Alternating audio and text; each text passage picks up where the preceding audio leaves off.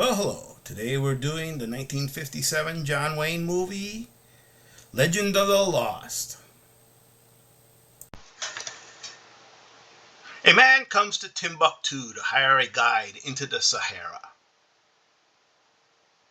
He hires Joe January, who takes the job because it'll give him enough money to leave Africa. Along the way, a woman named Dita, who is a pickpocket, becomes infatuated with the man. She manages to attach herself to this expedition. After a long trek, they manage to find the lost city, which turns out to be an old Roman one. They also find the three skeletons that turn out to be the father of the man and two others. And he killed them both after he found the woman was cheating on him, and then killed himself. They do manage to find the treasure, and everything's looking pretty good. But the guy goes a little bit nuts after finding out the truth about his father, and he doesn't take being rejected by Dita very well. So he manages to steal the donkeys and leave them. Joe and Dita have to continue to track him by foot. They do find him half dead, and then they try to dig a well for water. Only the crazy guy, being crazy, stabs Joe January in the back, and Dita then shoots him dead.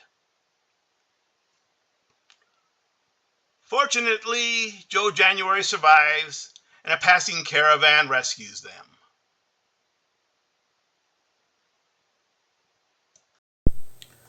So this was a 1957 John Wayne movie. It was an Italian-American co-production. It also had Rossano Brazzi and Sophia Loren. Obviously, I'm very familiar with Sophia Loren. Don't know too much about the Rossano Brazzi.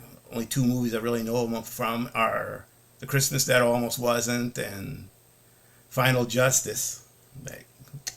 So this movie was actually filmed in Libya, or as it was known, the United Kingdom of Libya. Don't know what it's called nowadays, but it's definitely not united. I suppose the country was probably a nice place to visit before Kuki Gaddafi took over. And, it was made on a budget of 1.75 million, but only made 2.2 million. So this was kind of a bit of a flop. Like the director mentioned that Brazzi couldn't play an evil man.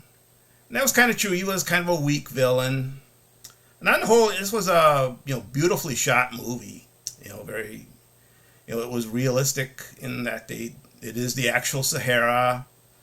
And, they filmed at a old Roman ruins in Libya called Lepus Magna. And, for the scenes in Timbuktu, they filmed around Tripoli. So, all this has a very authentic feel to it. It's beautifully shot.